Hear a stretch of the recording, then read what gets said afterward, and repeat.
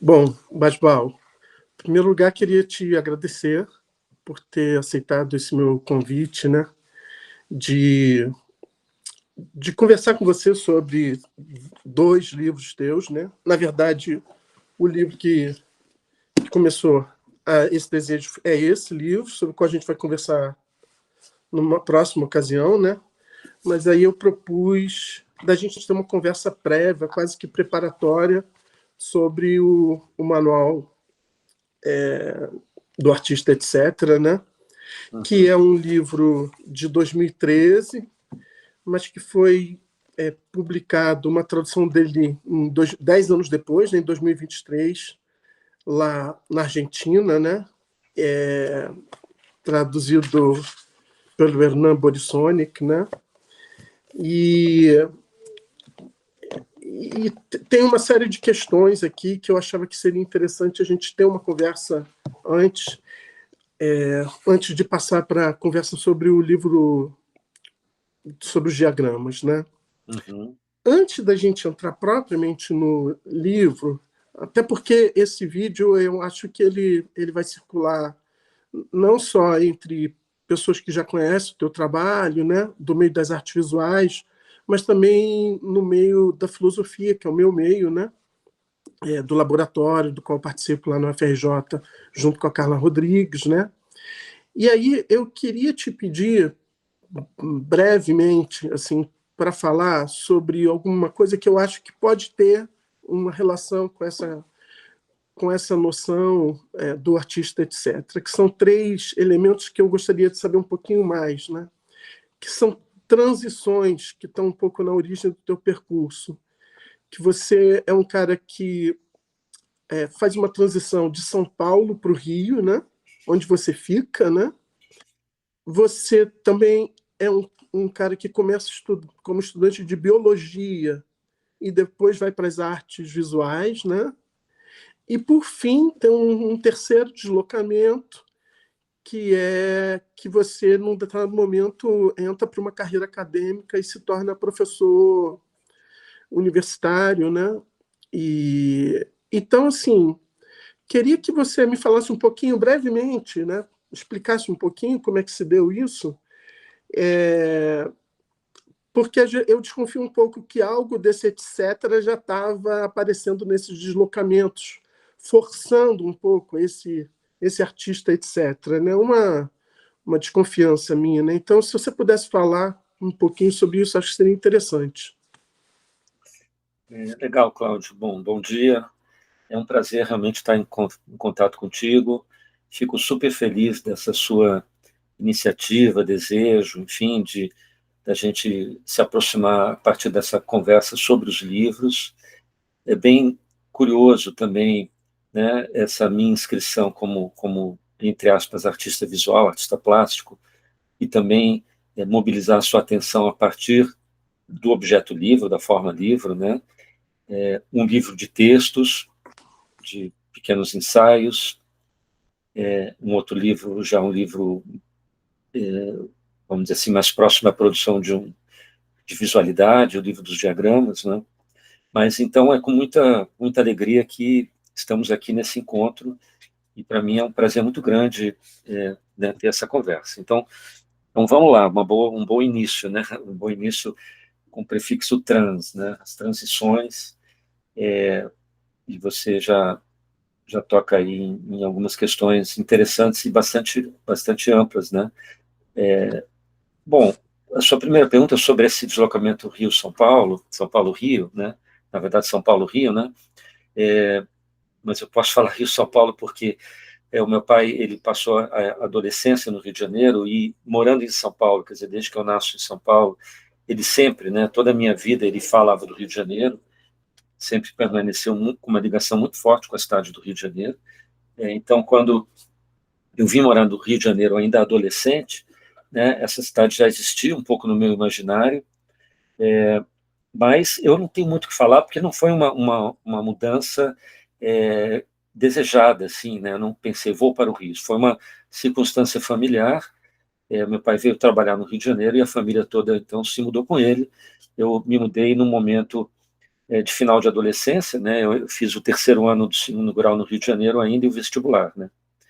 Então, essa mudança, ela foi, assim, compulsória, mas, claro, na hora de fazer o vestibular, eu optei né, por biologia, né? Isso é bem curioso, sem dúvida, eu já vou falar um pouco disso.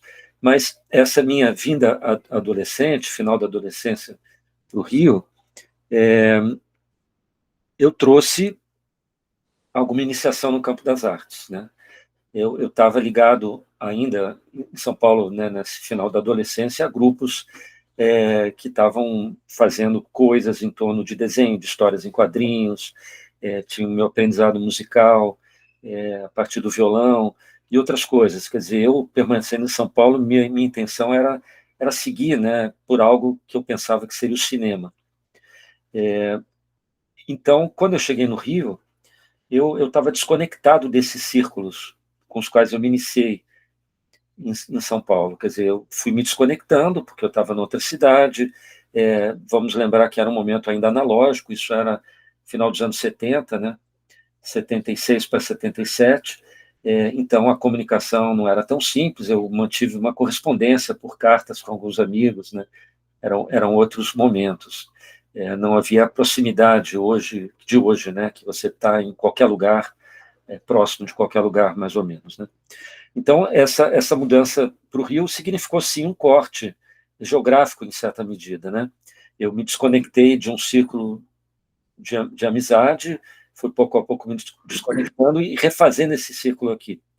Mas, de alguma maneira, esse círculo foi refeito por outras conexões via São Paulo, na área musical, que me aproximaram de artistas aqui do Rio de Janeiro, principalmente o Alexandre da Costa, com quem eu comecei a trabalhar, né? E através dele fui me aproximando de círculos de teatro, né? Inicialmente, mas também de artes visuais e de música um pouco, né? Eu acho que para todo mundo que atravessa aí, né, os anos 70, vamos dizer assim, eu ia falar 60, mas eu era muito pequeno, mas isso está na nossa vida, né? Quer dizer, por todos nós que atravessamos esses 60, 70, a imagem da música popular é muito forte, né? Então, os ídolos da música popular, essa proximidade com a indústria cultural, seja da música do rock and roll ou MPB, né? Tudo isso estava muito forte no imaginário, Tropicália, né? Caetano, Gil e todo mundo, né? Então, isso estava presente no meu aprendizado musical, mais ou menos, com vontade de expandir para outros territórios, mas aí nessa minha mudança, eu fiquei desconectado, e na hora de prestar o vestibular, eu voltei a alguns interesses, assim, vagos, que eu tinha, mais jovem, no campo da ciência, né? Eu, garoto, ganhei um microscópio, lia enciclopédias, né? Enciclopédias que nos atravessaram nos anos 60, aqueles fascículos que a gente colecionava. Eu tinha um microscópio quando ganhei de presente, e aí pegava uma mosca, arrancava a asa e olhava no microscópio. Mas, assim, isso não proliferou muito, foi sendo abandonado, né? Para minhas aproximações com círculos assim do campo das artes, da cultura e tal. Quando eu vim para o Rio, eu fiquei sem turma, aí fiquei assim com a convicção de que o campo da arte a gente tem que estar enturmado, tem que ter um grupo, sozinho não me via como alguém que fosse capaz de entrar nesse território sozinho, como um criador isolado, né? Então isso só foi retornando com força para mim quando eu fui me enturmando novamente. Então, né, essa decisão do vestibular, né, ciências biológicas, biologia, pô, que legal, eu gosto disso e tal, deve ser bacana, eu tenho essas lembranças dos animais, dos insetos, gostava de ficar olhando e sentia empatia, tinha um desejo de estudar comportamento animal e tudo mais. Depois eu tive uma conversa engraçada com o André Lepec, muitos anos depois, que também tinha o mesmo interesse de estudar etologia, olha que engraçado. Também fiz um vestibular para comunicação visual da PUC, passei também, mas fui para biologia.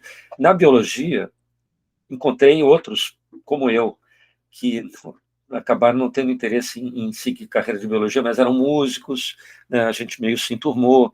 Henrique Lissovski, um músico interessante, Dil Costa, Dil, não sei se é Dil Costa, mas o Dil que virou professor também, mas tinha alguns amigos músicos, alguns amigos artistas. Então, o curso foi correndo, eu já fui meio percebendo que eu não ia fazer aquilo, embora tenha tentado, né, fazer um projeto na área de ecologia, sobre território de lagartos, o que me levou a conhecer o Paulo Vanzolini, que foi um episódio interessante. Ele foi certificar um projeto que eu estava fazendo, mas, assim, era muito complexo seguir uma carreira de cientista no Brasil. Também não tinha recursos, a gente tinha que viajar por conta própria. Eu tentei fazer um projeto em Maricá sobre os lagartos, mas, assim, eu pegava um ônibus, montava minha barraca, fazia um negócio lá, depois tinha que voltar. 15 dias depois, quando voltava, já não encontrava a situação que eu tinha deixado. Eu vi que era bem complexo e já estava sendo também arrastado para o campo da arte novamente. Isso foi sendo abandonado e eu fechei o curso com a licenciatura, porque eu percebia também que era legal eu concluir o curso, não abandonar, porque se eu continuasse nesse território universitário, eu já teria uma graduação, né? Então foi legal que eu consegui concluir. Fiz uma prova para professor municipal em 1984, o ano da geração 80, né? Quer dizer, buscando um emprego, e entrei, né, nesse concurso e fui dar aula, fiquei no magistério público municipal até eu me exonerar em 1993, com idas e vindas, né? Então, a biologia serviu como um momento interessante de sensibilização muito grande por essa questão, né, do da vida, né? Uma sensibilidade que se aguçou, que eu já tinha, né? Por olhar esses, vamos dizer assim, os vivos não humanos, né? Sempre tive uma facilidade assim, empática, e isso se acentuou. Uma vontade, fiquei tocado pela questão da biologia teórica e outras coisas, desenhos que você vê nos diagramas, que me impactaram.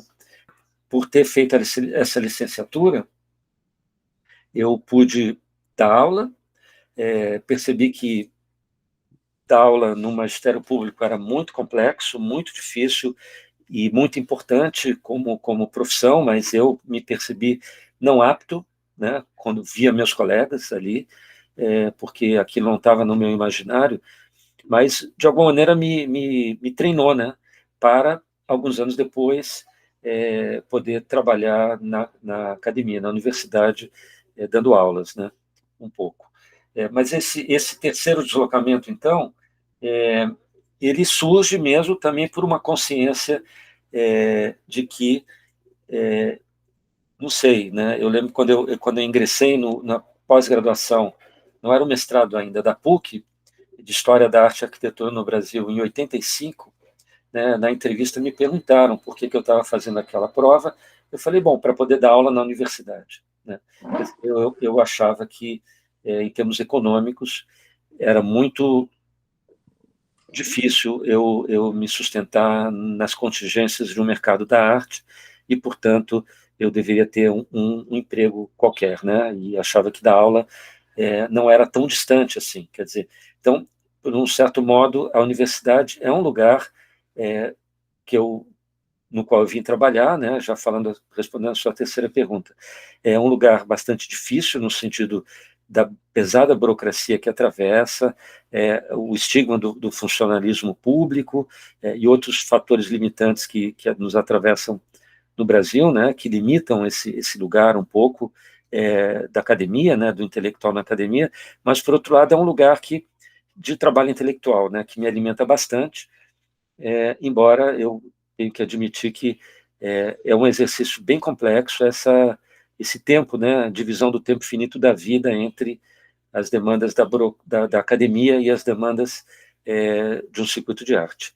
Mas eu só vim ingressar na academia para valer no final dos anos 90. Então, até lá, eu trabalhei, enfim, pude trabalhar como artista sem ter que dividir meu tempo com a academia, ainda que tenha dado aula, aulas das mais diversas maneiras, né? Então, bom, esse é um atravessamento aí, uma maneira de comentar isso tudo que você trouxe inicialmente, né? Mas aí quando você vai para o mestrado, você já está desenvolvendo o teu trabalho como artista?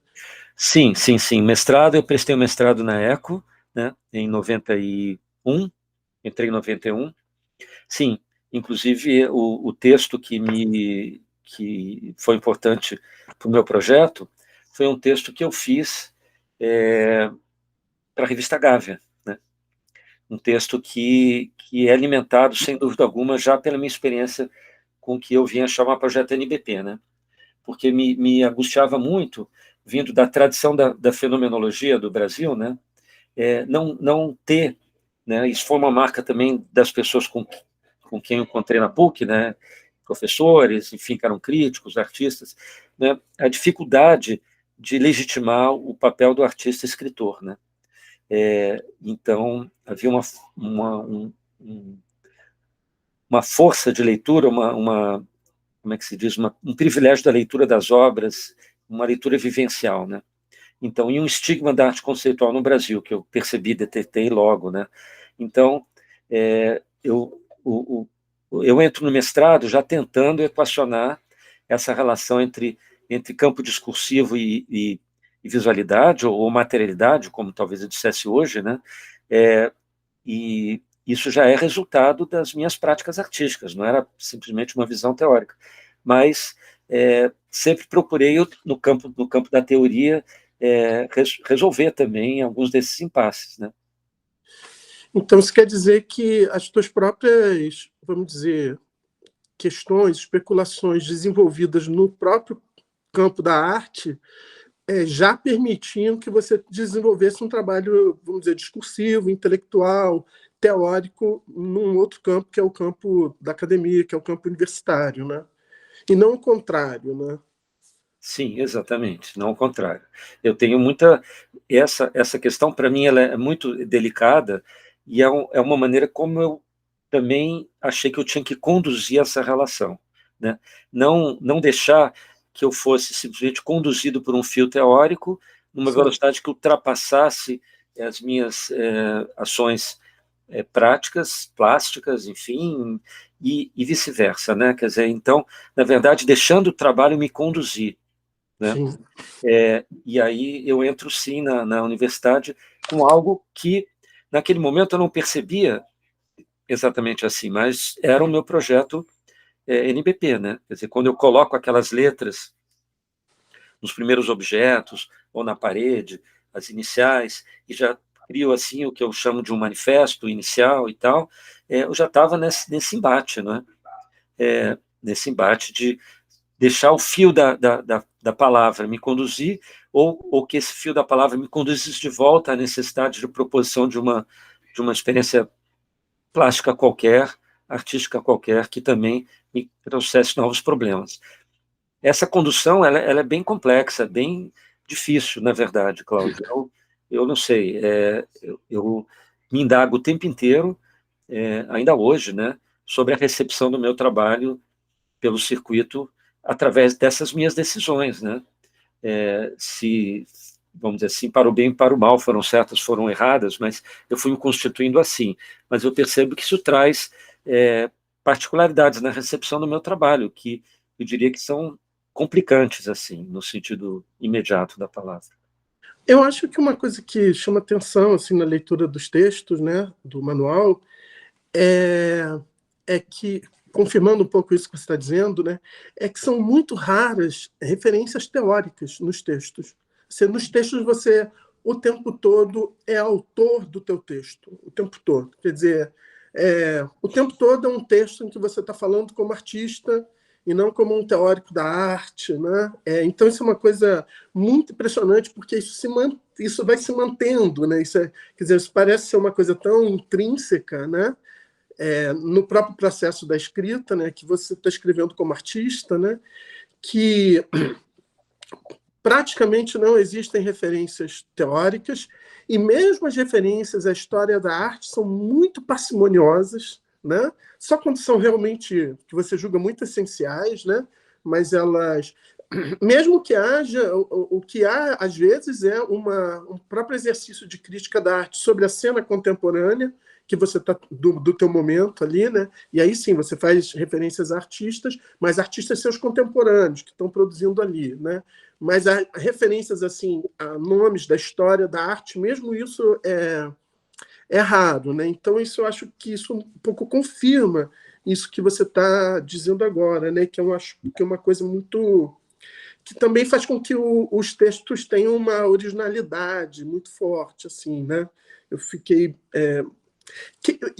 por outro lado, são alguns dos textos têm uma densidade conceitual muito forte, né? Mas é uma densidade conceitual que não é desenvolvida a partir de um aparato conceitual já existente, que você está tirando de alguém. É como se fosse alguma coisa que surgisse a partir do teu próprio trabalho, a partir das próprias necessidades da discussão que você está querendo colocar com o teu trabalho, né? Assim, então, é um livro... Nesse sentido, é um livro que ele tem uma dimensão assim também muito crítica, muito problematizadora, né, desse circuito da arte que você descreve, quer dizer, uma série de instâncias, né, a crítica da arte, a galeria de arte, quer dizer, tudo isso recebe em algum momento um determinado ensaio, um determinado texto, né? Mas eu, como filósofo, às vezes me deparo com produções teóricas, conceituais muito densas, e isso me atrai no texto, né? Então, assim,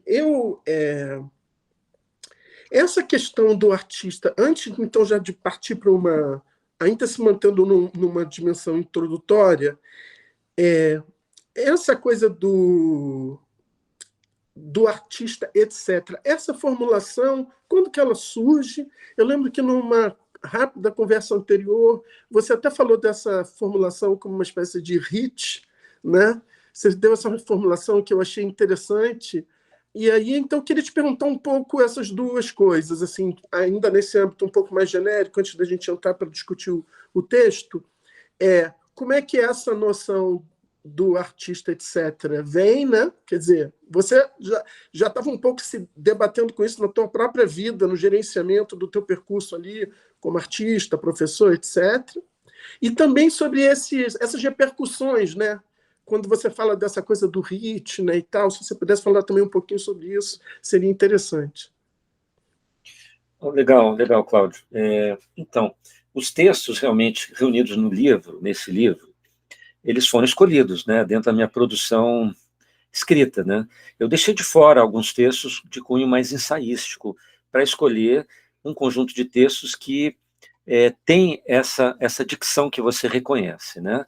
São textos, de fato, que me preocupava muito esse lugar da crítica, mas, sobretudo, de uma crítica engajada, né?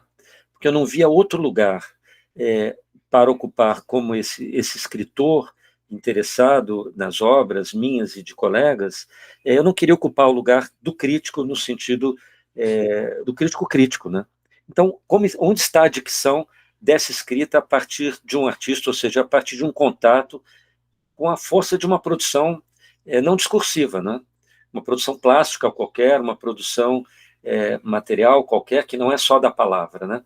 Então, esses textos têm essa marca, né, de tentar escrever e localizar os textos que eu escrevi a partir desse lugar, né, em que eu sou atravessado por questões da minha produção, da produção de colegas, mas assumindo que eu falo a partir dos meus desejos de intervenção no circuito, né, sobretudo. E aí, esse livro tem uma marca dessa questão. Inclusive no deslocamento, porque o livro fecha com o último texto que foi lido num evento na Bienal de São Paulo, em que eu atravesso a Bienal falando questões do meu trabalho e questões da minha relação com o mundo não discursivo, um texto marcado por essa dubiedade, né, de dicções. Aquele que está dentro do trabalho, aquele que procura se deslocar para fora, isso é uma marca desse lugar aí, né? Então, acho que tem E também tem uma figura autoral coletiva, né? Esse livro jamais existiria se eu não tivesse me percebido, né, conscientemente, num lugar de agenciamento coletivo. Então, eu entendo que poucos artistas desempenham esse papel, porque é difícil, né, para os artistas se deslocarem para além esse núcleo gestor do seu trânsito por um circuito, né? Eu me coloquei nesse lugar. Então, eu acho que, de fato, isso é um valor, uma marca de valor dessa produção, né? De querer, né, trabalhar num grupo de estudo, num grupo de artistas como Visorama, um grupo de intervenção, depois fazer uma revista, depois fazer um espaço que foi o Agora. De alguma maneira, isso me conduziu para a universidade, num segundo momento da universidade, porque eu fui para lá com esse capital num certo momento, depois dos anos 2000, eu tentei trazer esse capital para lá, esse capital desse tipo de coisa, mas, então, tem essa figura autoral com essa ambição coletiva, né? Então, aí, o lugar do crítico militante se materializa aí também. Agora, essa frase, esse termo, né, artista, etc., quer dizer, é um termo, né? A palavra artista com um sufixo aí, né, multiplicador, na verdade, né, o etc. como uma partícula multiplicadora. Esse termo, né, de fato, eu reconheço quase como um hit, uma canção de sucesso, a canção que toca no rádio, né? Quer dizer, é um mérito de tudo isso que eu contei para você anteriormente, quer dizer, dessa experiência como letrista da música popular. Eu tenho um trabalho como letrista com um amigo, também tenho canções próprias, assinadas com outro nome, tenho a parceria da dupla especializada com a Alexandra Costa, de canções que a gente fazia, críticas ao circuito que a gente chamava de reflexões musicais, né, tudo com muito humor, mas também canções de amor, e etc, etc, sambas que eu fiz, né, tudo isso numa dimensão pública muito rarefeita, né? Inclusive eu tenho um blog invisível, bissexto, né? Em que eu contribuo, sei lá, às vezes com entradas anuais ou bianuais, em que eu comento essa minha relação com a música. Eu acho que eu nunca te dei esse link, que é Não. misterioso. Enfim, eu também prezo muito essa dimensão não pública, né? Porque hoje em dia tudo é público, né? Então eu também fico pensando quanto eu vou conseguir preservar, quanto tempo eu consigo preservar isso, porque é interessante essa construção de zonas assim misteriosas, né, que vão sendo trabalhadas numa velocidade muito lenta e tal. Então, esse artista, etc., eu rastreio assim na minha produção como tendo aparecido pela primeira vez num texto que está aí no livro, que é o texto que eu fiz para uma exposição que eu fui curador em Portugal, chamado Mistura Mais Confronto.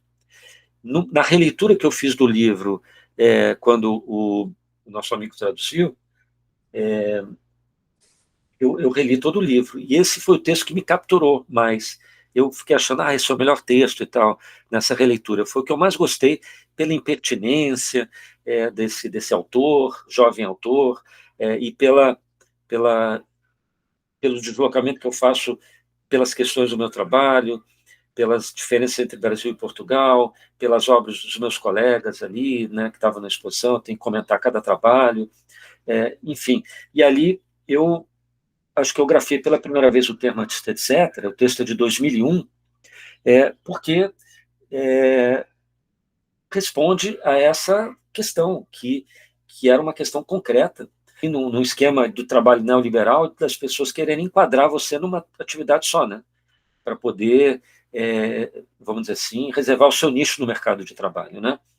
Então, como eu estava sempre navegando entre a posição do artista, a posição do crítico, principalmente, e depois a posição do curador, que se misturou para mim com a função, o papel do agenciador, do agente que faz um espaço de arte independente, ou também uma revista, né? Eu estava tentando entender esses deslocamentos e assumindo o artista como aquele agente que se desloca, né? Então, o artista, o etc., me pareceu ser o termo, né, que eu poderia associar à palavra artista, que poderia garantir a multiplicidade desse deslocamento. Eu não precisaria ser enquadrado, né? Quando eu tive uma experiência como crítico na revista Galeria, Guia das Artes, eu escrevi algumas resenhas ali, final dos anos 80, né, eu experimentei esse assédio, né, do circuito. As pessoas iam na minha casa, deixavam com porteiro, dossiês, portfólios, porque eu estou expondo aqui, expondo acolá, e não sei o quê, como se eu tivesse que desempenhar esse papel de um jornalista ou de um crítico. E eu, na verdade, não gostava de nada disso, não gostava de exercer qualquer tipo de poder em relação a isso, né? Um poder junto ao circuito que os curadores administram, né, que os críticos administram, e que é muito visível em cada um, soluções legítimas, claro, que cada um adota para gerir, né, essa questão, né, hoje em dia, sobretudo o curador, né, que se colocou, que se tornou um papel de muito poder, né, exercendo um impacto no mercado da arte, garantindo a vida de alguns artistas, vivendo como aconselhador de coleções. Então, o etc. veio sendo essa partícula multiplicadora depois, né, por questões mesmo também de interesse. Eu entendi esse etc. como esse hífen como um menos, né, um sinal de menos do poeta menos, pensando no Augusto de Campos, não é? Um pouco tentando entender um lugar de experimentação ali, né, de inovação, de invenção, e de valoração do negativo, né? Um pouco tentando tensionar algo da tradição das vanguardas ali, da experimentação, né? Embora esse é outro tema bem complexo. Então, de fato, é a minha canção de sucesso, né? Que toca no rádio.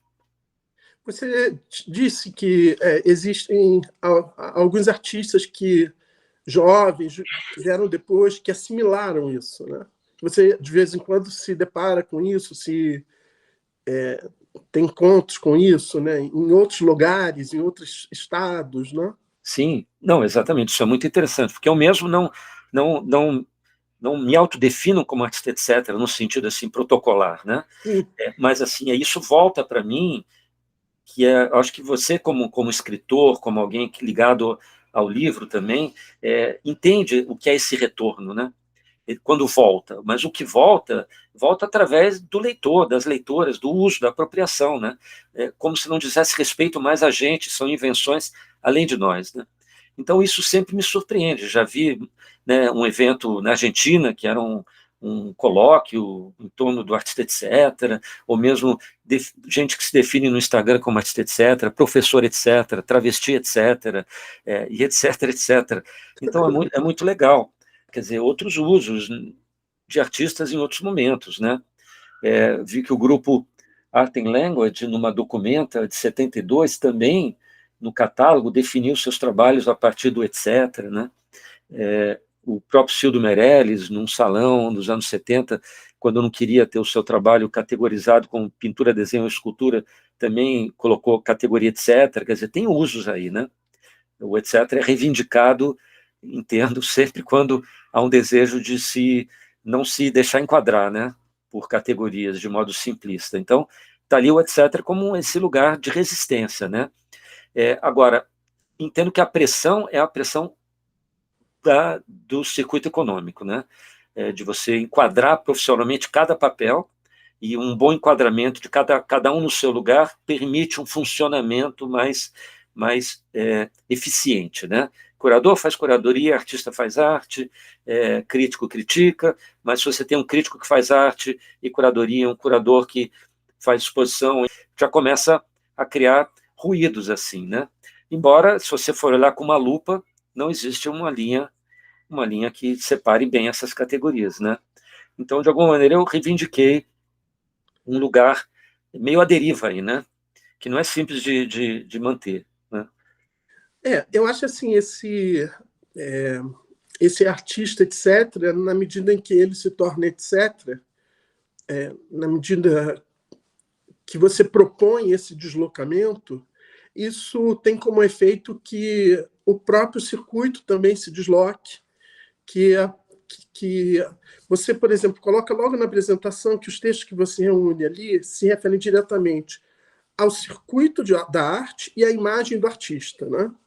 Então, como se essas coisas elas estivessem numa relação de que, se o artista se modifica, isso implica necessariamente uma modificação desse circuito também, né? Exatamente. Então, tem uma formulação aí, né, que está associada a essa definição do artista, etc., né, que eu acho ela muito forte, né, e você coloca ela logo de cara, que é o artista para além do mero produtor de obras de arte. Isso. Né?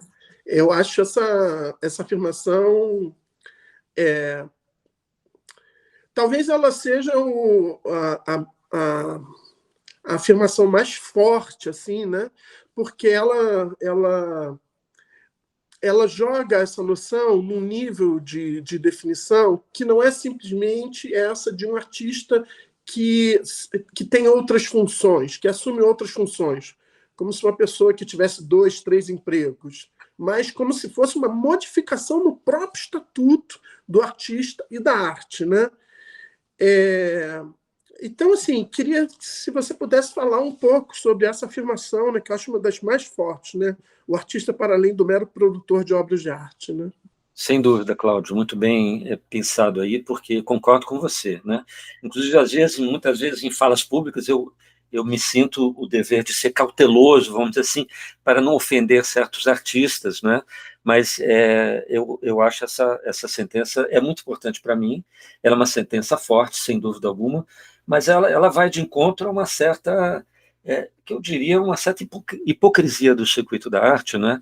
Na sua pouca plasticidade, né? Quer dizer, minhas experiências com coletivos, Grupo Visorama, Revista Item, Espaço Agora, não ingenuidade de achar que essas experiências poderiam impactar no circuito e produzir uma transformação, né?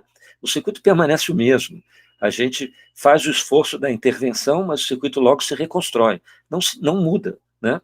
Então, é muito duro, quer dizer, porque, na verdade, tudo isso chama-se capitalismo, por um lado, e uma economia da arte voltada por um mero consumo especulativo, né, que é o consumo neoliberal, né?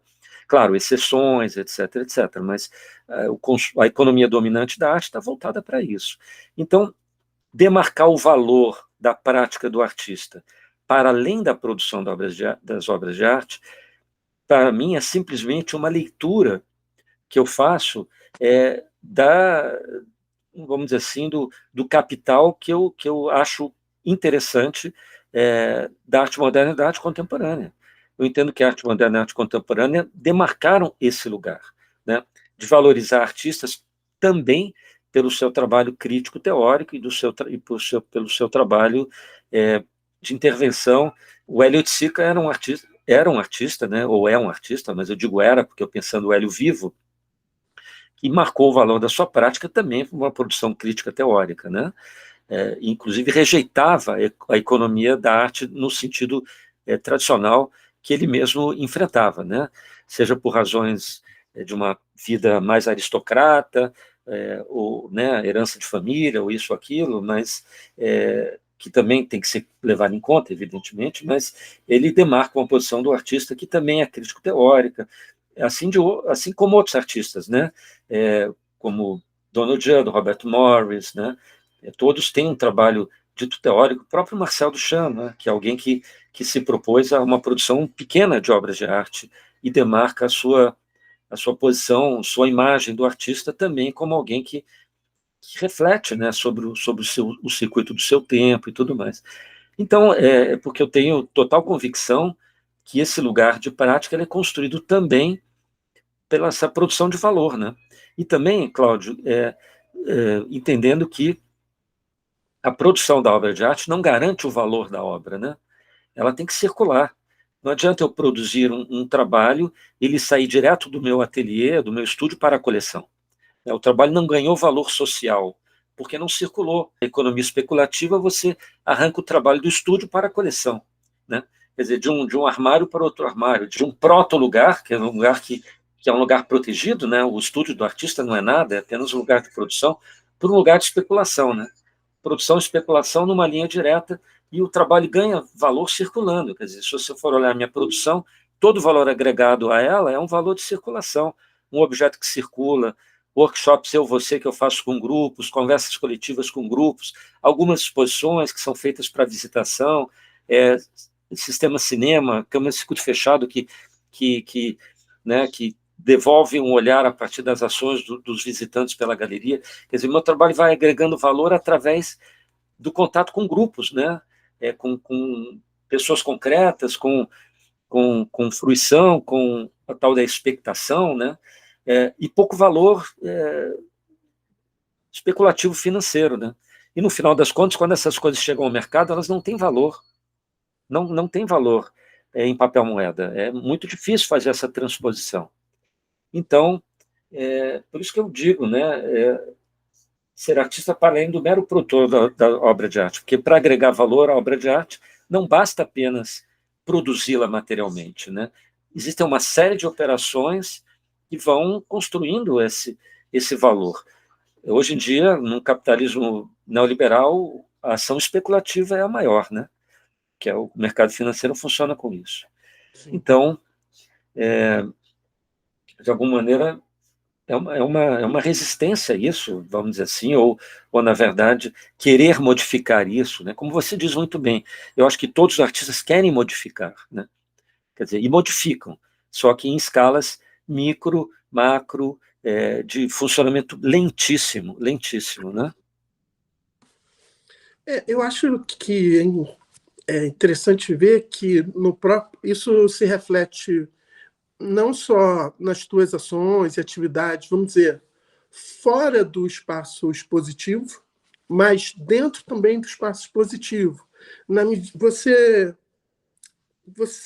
fala em vários lugares, assim, por exemplo, logo na abertura você fala: organizo minha produção na dupla direção de ações plásticas e discursivas em mútuo contato. Né? Então, para você, essa coisa do discursivo, ele não é só um papel do artista, vamos dizer, quando ele está fora do ateliê ou quando ele está fora do espaço expositivo.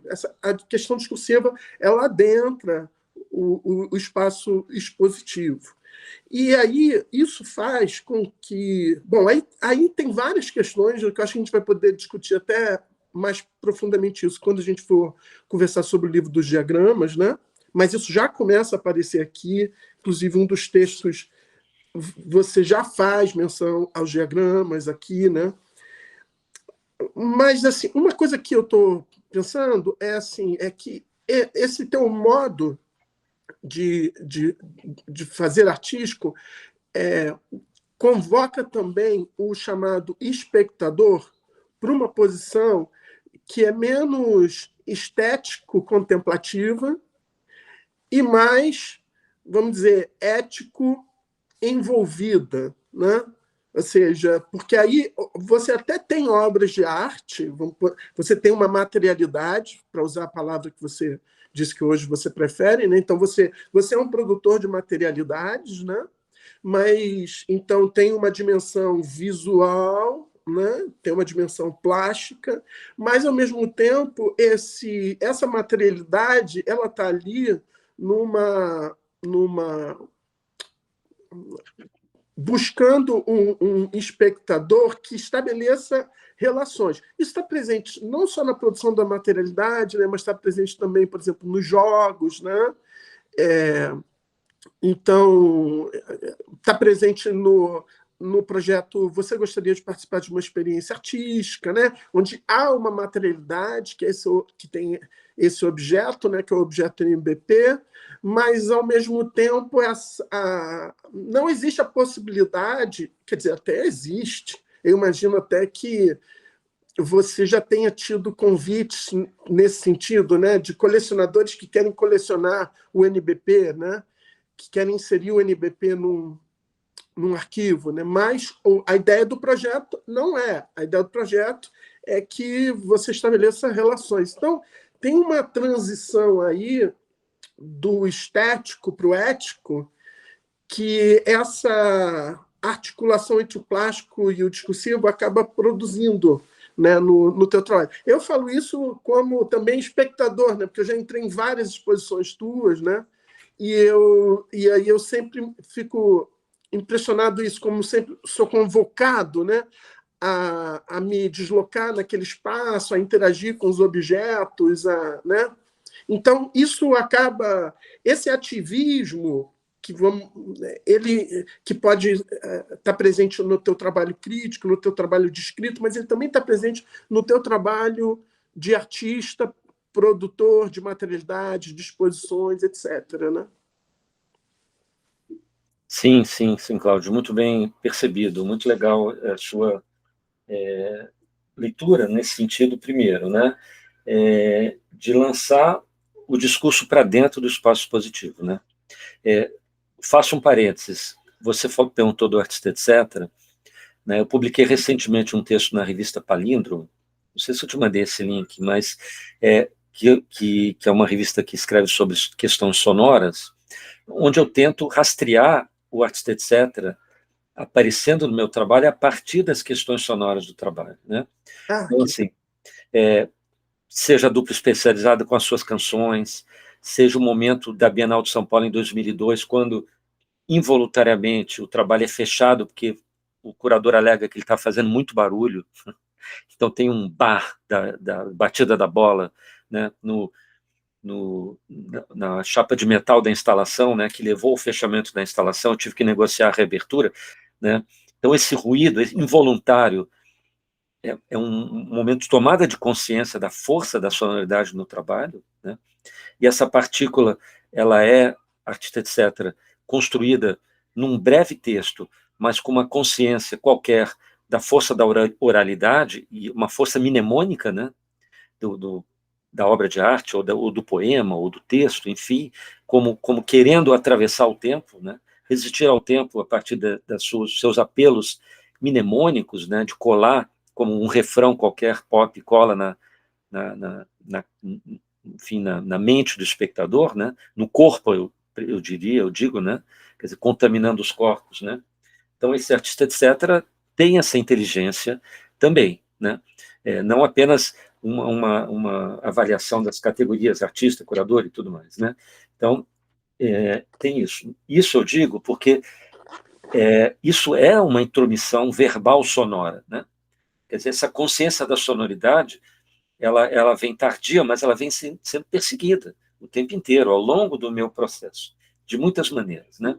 Então, essa entrada do discurso no espaço positivo, ele também se faz com esse cuidado, né, da materialidade do texto e da oralidade do texto, da sonoridade do texto, além de outras questões, né? Mas, para falar do trabalho mais recente, agora na França, né, o visitante entrava na galeria e se deparava, até antes de entrar, com duas grandes interjeições, né, recorrentes no meu trabalho, O e A. E aí isso é uma entrada do visitante falando O e A, né, que é o quê? As interjeições, elas, segundo nossa gramática, né, elas não são regidas pelas normas da gramática. Você pode falar uma interjeição a qualquer momento, as normas da sintaxe, né?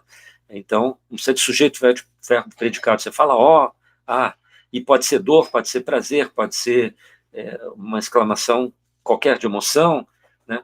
Então, mas para mim é a fala entrando no seu registro mínimo dentro da exposição, né? Que é o som também de alguém que tropeça naquela estrutura de metal, né? Então, as estruturas de metal estão ali para propor um jogo, né, uma coreografia, convida você a uma performance compulsória, que é um salto do obstáculo, que eu costumo dizer que é um esforço mínimo, né, mas há um esforço, levantar a perna, há uma ação motora qualquer, para você não cair, não tropeçar, mas se você tropeça, você vai falar ai, né, ó, a, né? Então, há um convite para, sim, falar na exposição, ou seja, arrancar o trabalho de arte de uma função de autoridade que faz você se calar no espaço expositivo, né? Que é um pouco uma visão, talvez, sei lá, formal, né? Formalista, até de uma certa fenomenologia autoritária, né? Você vivencia e não fala nada, né? Mas que aí me parece um recalque muito grande, né, para deslocar a fala apenas para a autoridade falante, né. Então, o trabalho quer desmontar essa autoridade falante, né, autoridade, qualquer um que entra ali, que bate a perna no obstáculo, pode falar, né, e que salta, e deve falar, né. Então, há esse compromisso, sim, ético-discursivo, como você diz, né. O meu discurso é feito para produzir a fala, não quer ser um discurso final que amarre verdades crítico-teórico, historiográficas sobre a minha produção, qualquer produção que seja, né? Não tem essa ambição que talvez o crítico tenha, né? Quando o Ferreira Goulart escreve Teoria do Não Objeto, né?